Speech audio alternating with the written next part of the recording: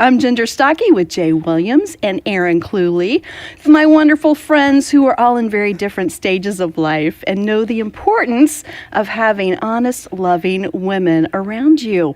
When we need a little extra help, we call up Miss Joyce and we just ask her, because sometimes you need to talk about life with your girlfriends. So consider yourself one of us now, and let's talk it out. Welcome, ladies. Hey, ladies. Season 2. Season 2. We have missed made you. it. Oh man, missed you guys. I've missed you all. Yeah, it's been a long time. It feels like. It does. You know, and it's not like we usually only see each other when we're here doing the podcast. Yeah. Right. But we've just all been in such busy seasons of life. It's been hard to get together. It has. Yeah, I really have missed being around you ladies. So Yeah. I'm glad to be back. You realize how much you need your girlfriends when you don't have them. It's Yeah. true. I needed you guys. I did too. I need you all so much. And we're going to call Joyce today, too. Yes, her too. We need her. Who We does do. need Joyce? Yeah. We all need her.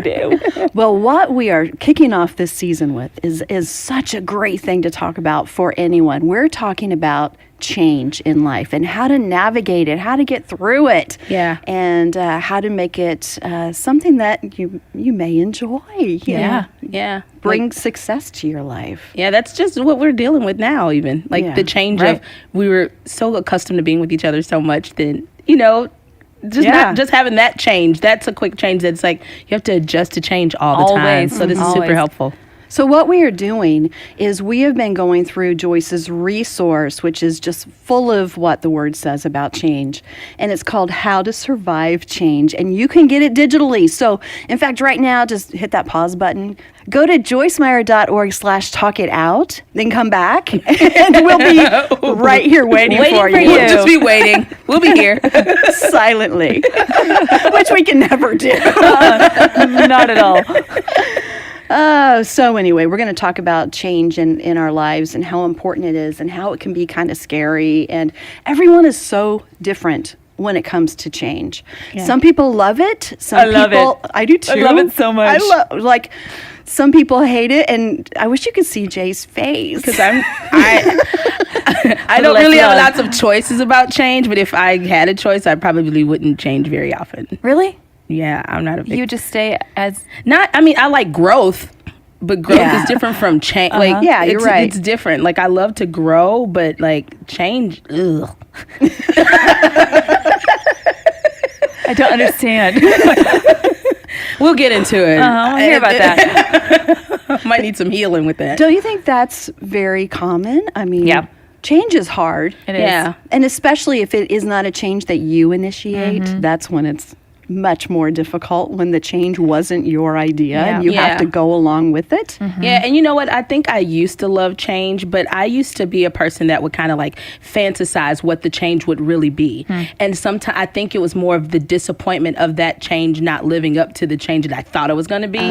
So it's a deeper rooted thing there. I'm like, so I sometimes approach situations, even today, that I'm like a little apprehensive because it's like, I don't even want to think it's going to be anything because I don't feel like being disappointed. Almost like your expectations aren't usually met the way you think. Exactly. So better just to not. Yeah. That makes sense. So change hasn't always been a great thing for me. Yeah. Well, change can definitely be scary, but like you said, it is going to happen. It is inevitable. So let's hear what Joyce has to say about facing life's changes, and then we'll talk it out. Change is a sign that we're alive. It's a sign that we're growing. We're born for change. We get bored with sameness. Listen, I'm content, but I am not satisfied to the point where I never want to see any change. Change is refreshing. We even just changed some of the way that we're doing some of the media presentation in the meeting. Some of it we just stuck in a different place just to shake it up a little bit. And I'm over there Thursday night going, what? See? Here's a statement that I want you to get a hold of. Change can be initially frightening, but eventually refreshing. Come on now. Change can be initially frightening, but eventually refreshing. Here's a good example. I got to the point in the ministry where I felt like I just couldn't work as hard as I was. And in particular, I really needed to get rid of a lot of the office work and just really give myself to the spiritual part of the work that God has called me to do, writing and teaching and preaching and studying and praying and things like that, and not, hiring and managing several hundred people and doing all the correcting and all the stuff that goes on with running an office. And so our son, Dan, was working for us, and we really felt like that he would be right to be put in the position of CEO. But he's kind of like me. When he takes over, he takes over. And so he started wanting to make changes, and he was making changes, and I was like, didn't want to change anything. So you see, a lot of times we want to get rid of pressure, but we don't want to give up anything. Or we want to give somebody a job to do, but no authority. Come on, did you hear me? We want to give them a workload, but no authority. You can't create something that I don't like. And so it took a while for me to get from being upset and frightened to being refreshed. Now I love it. I've worked through it. And now I don't have to be there day in and day out. I don't have to be in a 4-day meeting about what kind of computer program we're going to get next. There's so many things now that I don't have to do that somebody else is more highly anointed to do than I am. But I'm telling you, in the beginning, it was scary to let some of it go. So Jay, let's start with you. What do you think? Because a lot of those things that Joyce was talking about, we've all faced, right? Yeah. And change is a big adjustment. Yeah. So I think it's easy to think about people, some who are more resistant to change, and some who are probably too insistent. That maybe that's me. But tell me about some of the changes in your life. And so this is one of the things that with Joyce, I always find myself feeling like, she like, that is who I will be, like the way that she thinks, like, because even with her saying the line about it initially being frightening, but eventually refreshing, my change, the biggest change that I was thinking about was the change from me being at my father's church for all of my life.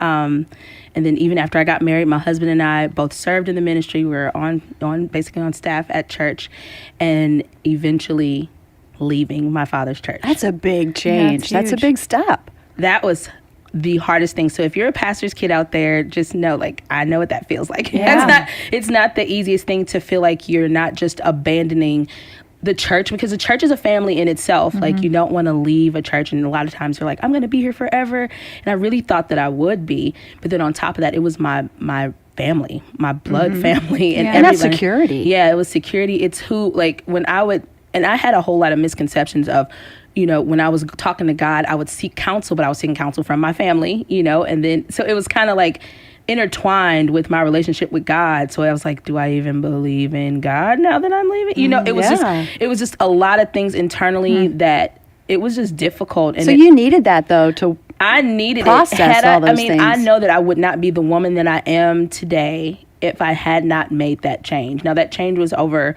probably about 10 or 15 years ago now.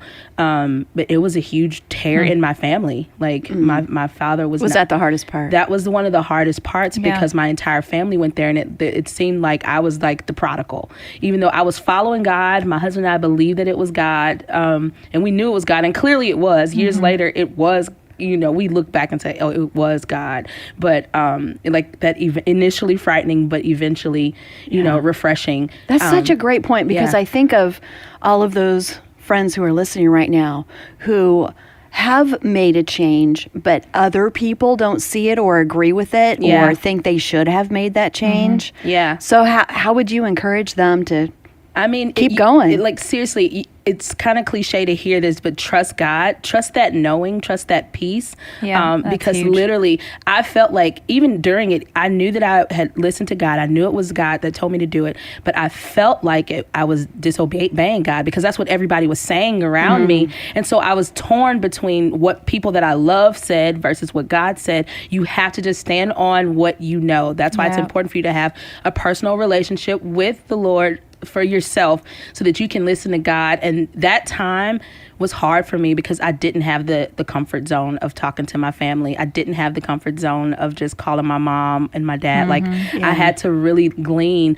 And I felt abandoned. I felt alone. I felt isolated. But I did have that peace of God. Your relationship with the Lord supersedes any natural relationship. That's the one thing that doesn't change, isn't it? It doesn't change. Yeah. And even now looking back, I can almost confidently say that my mom's probably listening to this podcast now, you know, and she looks back and she's like, I'm so proud of you for making that choice. I'm so proud. That's I mean, really it cool. was hard for years. It was difficult. But it was just detrimental almost. But I mean, God has really shown himself strong Yeah. and proven himself to me through that. I think that's one of the hardest things is when you know it's God that's told you to make the change. So you guys chose that, but yet you face opposition.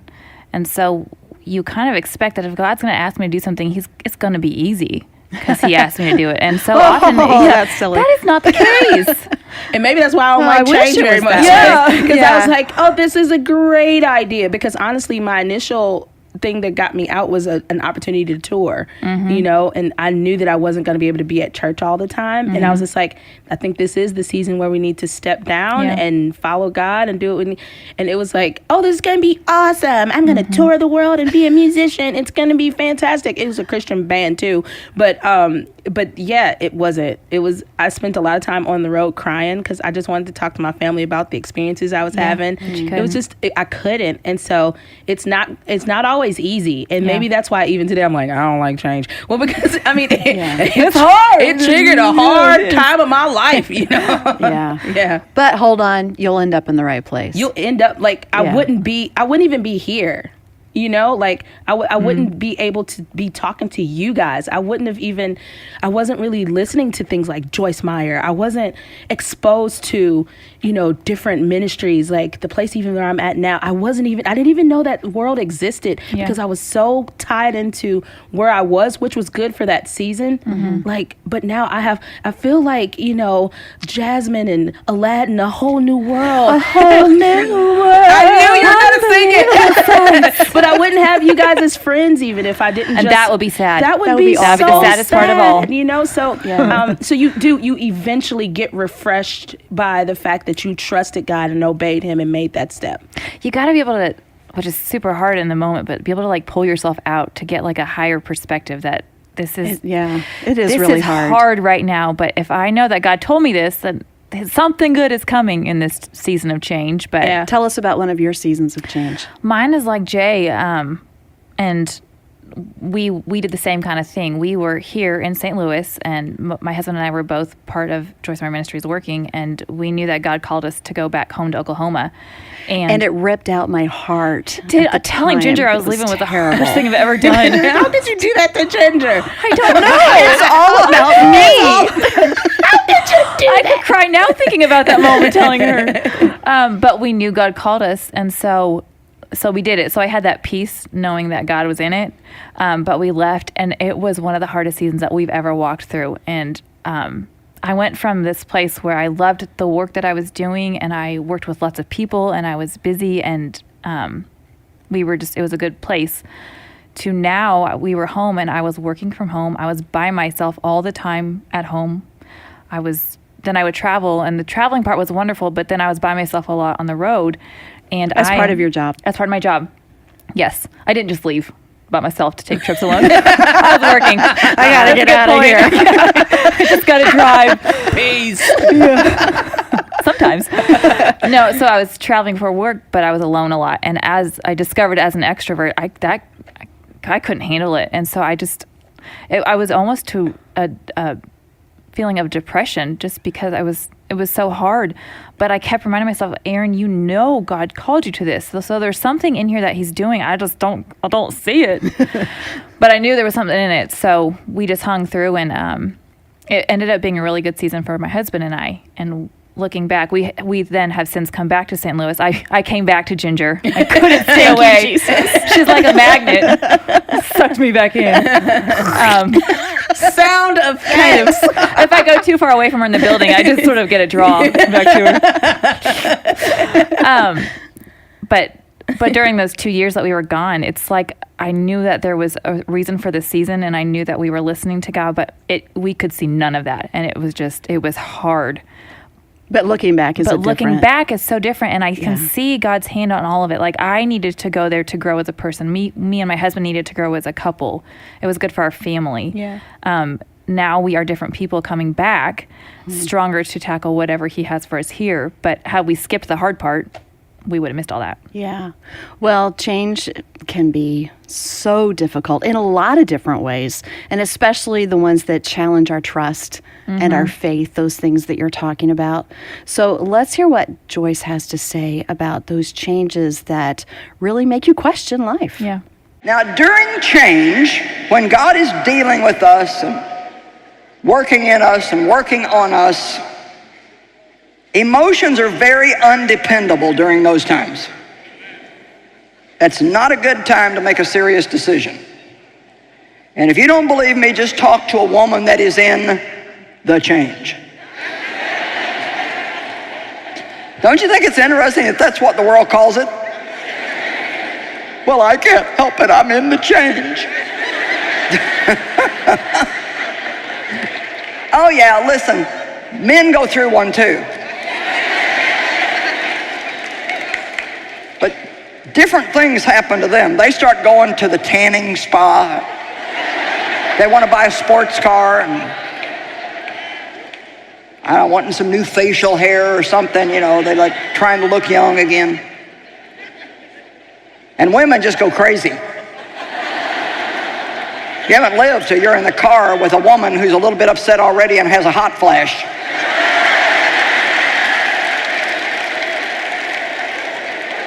At night, I'm throwing the covers off, and Dave's trying to keep them on, and I'm rolling down the windows, and he's turning the heat up. Because change is something we need and want, but it's not always easy. For one thing, we want change because we're not fully satisfied with what we've got. We want something new, but we don't want to give this up, because whatever we're going to have, we don't know what that is yet. And the thing about God that is so aggravatingly interesting is that he won't show us what the next thing is normally until we let go of this thing and take a chance on having nothing.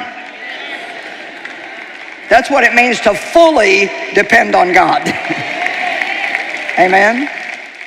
So when you talk about fully depending on God, it's that trust thing. And so, you know, I've been looking up scriptures about trust, because we're in one of probably the biggest changes of life maybe that I've ever seen. It's just been a year of change for our family. Yeah. In fact, this very week, our baby daughter is she's finishing up her classes for her doctorate, and she's moving across the country and joining the Navy. Yeah. And it's just, first of all, she's so far away, I can't reach her. And, you know, we're getting ready to drive across country with her. And, of course, this year we had our first grandbaby, and as wonderful it is, and it is, she's so awesome. She really is. I saw your Insta Precious. stories. She's very, very Thank cute. you. But it's still, it's change, and change is hard for everyone in the family. It's just an adjustment.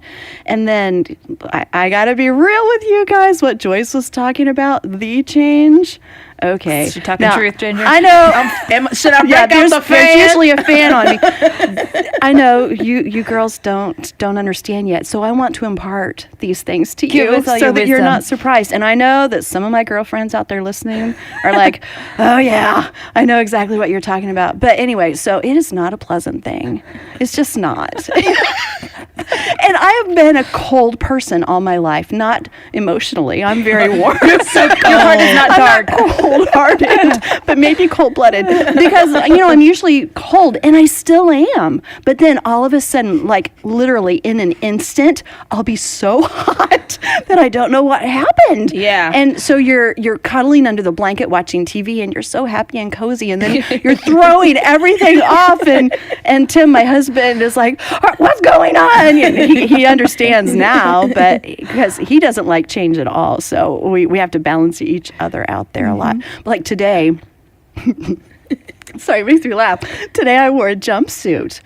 Okay. Okay. So Nothing let's good be happens in a real. jumpsuit. Talking about wearing a jumpsuit when you've had a couple children, okay, and you're getting older, you have to plan a good half hour ahead to go to the ladies' room. If I'm going to go to the little girls' room in a jumpsuit, I need some time to That's why prepare. you even said you needed 20 minutes. I was like, what's she going to do in there? Because it takes a while, and your body responds differently when you're going through. It does. Because for some reason, when you walk into the bathroom, your body sees the toilet and thinks it's time to go. It's okay. Let it go. No, body, you have to wait until I am prepared with the jumpsuit.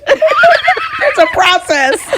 I went to a trampoline park. I'm not in the change, but I've had babies. You understand? I went recently and I was jumping. I thought, oh my gosh, I have to stop right now. I will pee all over this right now. So I just got off really fast. And then people are like, what happened to Aaron? Have y'all seen the memes though, real quick? Like the Instagram memes, like when you're wearing like a jumpsuit and you have to go to the bathroom, you're just sitting there like, oh. They're so true. Kegel. You feel so good. So you gotta pee.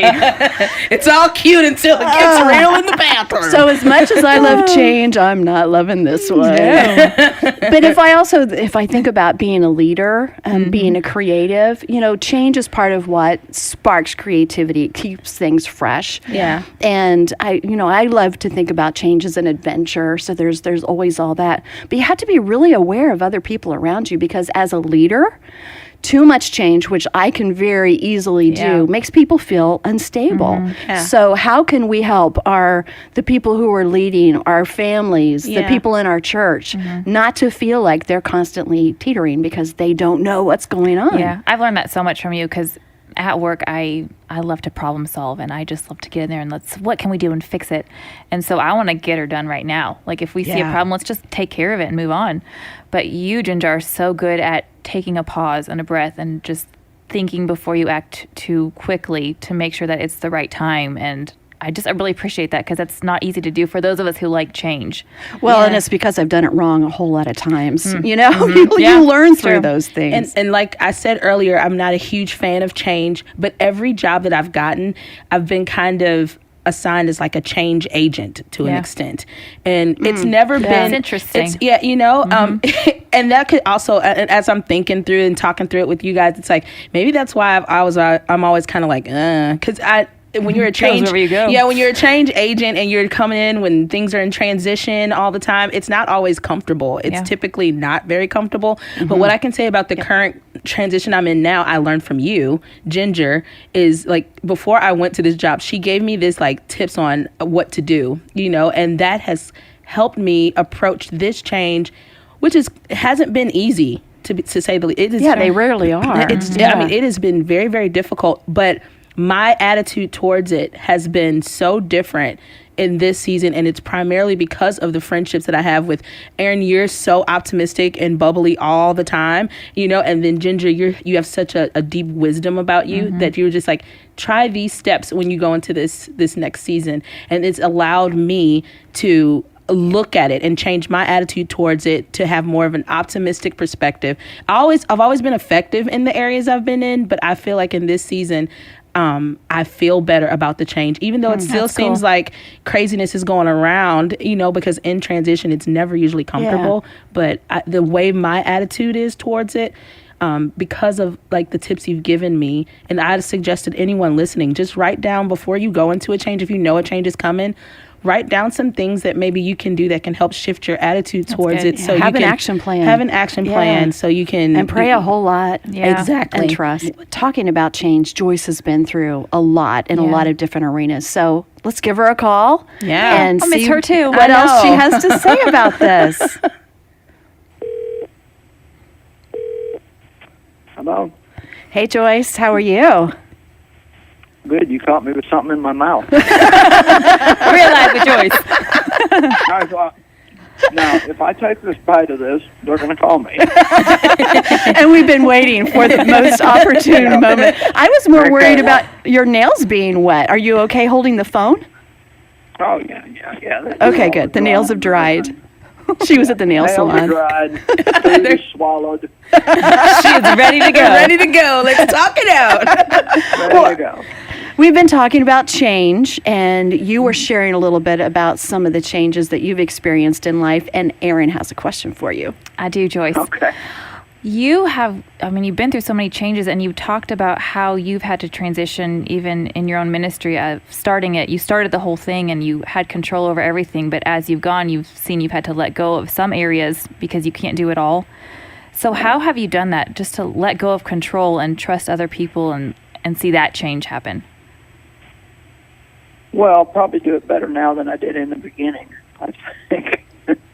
I think when you've been a strong leader and you start trying to to let go of things, you probably start by wanting other people to do the work, but you don't necessarily want to give them the authority to do the work. Yep. And so the first thing you have to learn, I think, as a leader, when you're letting go of things, is that whoever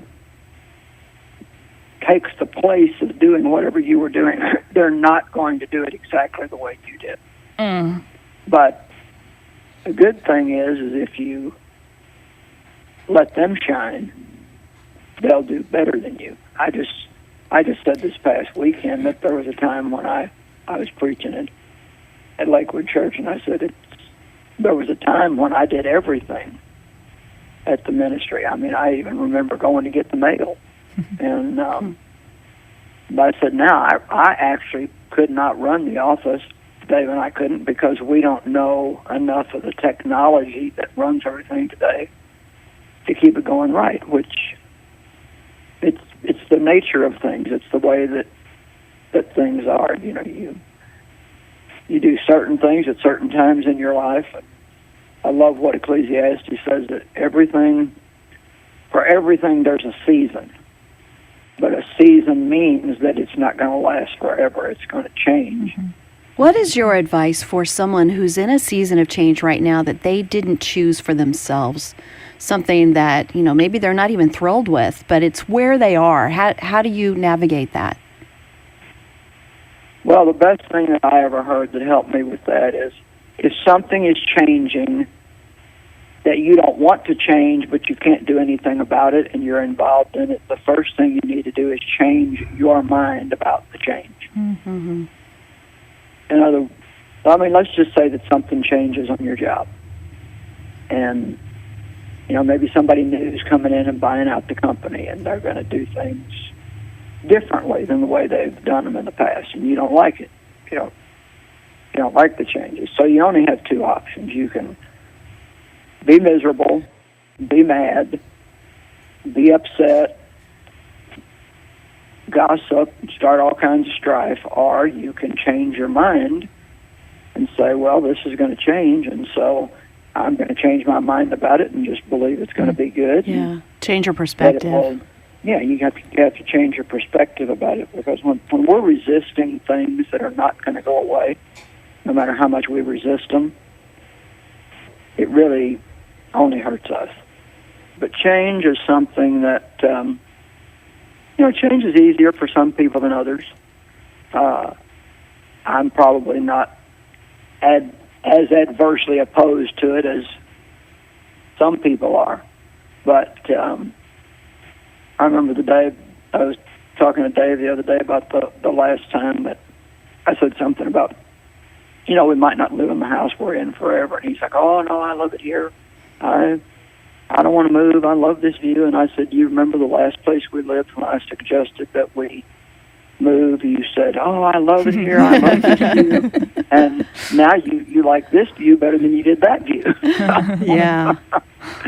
So a lot of times when we refuse to change, we're actually cutting ourselves off from blessings that we could have. That's a statement for someone right now. It is. That's good. Yeah. Yeah, Joyce, I have a question for you. Like, I know Aaron asked about when you made the change with the ministry. is there a way that you can just encourage people about how freeing it is? Yeah.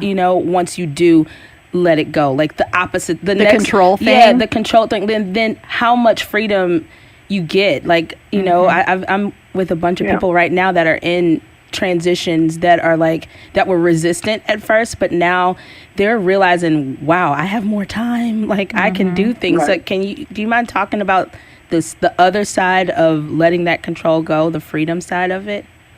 Yeah, I think the way that I talk about it is there's a difference in what I can do and what I'm called to do. And so I can do a lot of things. I could come up to the ministry headquarters every day, and I could do all kinds of things. And a lot of them would be things that people might think, yeah, we love that you're doing that. But it's not what I'm the best at. And when we started out in the ministry, we had to do everything, whether we liked it or not, whether we were that great at it or not. I mean, it was just me and Dave, and that's how we started. But now I'm at a point, and it's happened gradually over a long period of time. We handled everything for probably the first 20, 25 years. And but now I'm able to give myself to what I'm absolutely gifted for and the best at. And so that's communication, whether it be verbally or in writing. So I give myself now to study and prayer and writing and doing my television and doing things like this, which I'm still communicating. And it is freeing. I was just thinking today about how nice it is to actually have time to have a day where I don't have to work every single day, where it's okay to just rest and be quiet and sit and think. And I think hopefully, some of the best creativity will come out of me in the next few years, because I'm not busy doing things that I can do, but things that I'm not really called to do. That's awesome. That's really good. And if you hadn't been willing to make that change, you wouldn't have those benefits now. Right. So, yeah, and some of them I made them easier than others. The last go around, I actually should have let go of some things before I did, but I was persistent in doing them, and I ended up getting sick and didn't have much choice. And so a lot of people just, because they don't know how to let go of things, they do end up hurting their health because they won't let anybody else in the world help them do anything. And God really intended for us to need each other. That's why we all have different gifts and different skill sets. right. And I think pride a lot of times keeps people from wanting to let go of something. Yeah, They're that's afraid really somebody true. else- Totally agree. They're afraid somebody else might be better at it than them, or they're afraid somebody else will get a little attention or a little bit of the credit that they used to have. And to hear again, I guess you can either just live worn out, stressed out all the time, or you can be willing to let that happen. Yeah. Well, thank you, Joyce. We appreciate it very much. We you're need welcome. that wisdom. That was good. Yeah, so good. All I'll right. go back to my eating. Yeah, go finish. Go finish whatever you're munching on. Hey Joyce, what color nail polish did you get? Oh, it's. I actually think they may have put the wrong thing on me. Oh, no. Now that I look at it, it was supposed to have a little bit of purple in it. Well, change is good. Change is good. Yeah, change is good. Right. So see, now I just have to change my mind and say, you know what? That's not what I thought it was, but I have it, so I like it. All right. We'll talk to you later. Love ya. Thanks. Love you guys. Bye. All the things that she was talking about, it just reminds me, because the control thing is definitely an issue for me. Yeah. I mean, it's just hard. It's real, but it's all an illusion anyway. Control it's never real. It's just an illusion of control. And if we can let go of that, Yeah. then it really does help change not only go better, but be more effective. Like not only easier for you emotionally to handle it, but the results of the change will be easier too. Yeah, that goes into that whole thing of me saying before about optimism and like I would think that it's going to be that this outcome is going to come of this. That was me trying to control the outcome, you know? So the more that I relinquish control, trust the Lord, let go, and just go for the ride and trust that God will now, order your stuff. Let It Go? We're just on the ride. Let it go. Let it go. We should stop right there. Everyone's saying Cut you off now. change the podcast. Well, we've been talking about with change, again, you can hear more about this from Joyce. She has a teaching called How to Survive Change. It's a good title. It's available digitally. So go to joycemeyer.org/talkitout. You can get it there. And also, if you want to learn a little bit more about us, listen to other podcasts, you can do it all right there. And we have a great second season coming up for you. I'm so excited. It's so good. We're going to talk about so many fun things. Our next topic is a really big one, and it's one that's really close to Joyce's heart, and I'm sure is going to impact many of you who are listening, and that is healing the soul of a woman. Yeah, it's a big one. It's a big one. But it's so important, and it's not only about lives changing and hearts being healed, but it's just about the daily stress and the things that wear on us. So don't feel like it won't apply to you. Yeah. It will apply to It everyone. applies to everyone. Yeah, who's listening. I think that's a really good note just going into next week that even if you feel like you don't have some major story of something that's happened to you, we all have things that have happened in our daily lives that have affected who we are as women. So we all got stuff we need Jesus to work on. Very definitely. Yeah. And if you go to joycemeyer.org/podcast, you can see where you can get that book that we'll be talking about for the next few weeks also. And then after that, we're going to talk about relationships. So we're going to talk about friendships and marriage, and it should be real and down and dirty. Down and dirty. Just like a jumpsuit. Perfect timing, Aaron. Perfect timing. Oh, my goodness.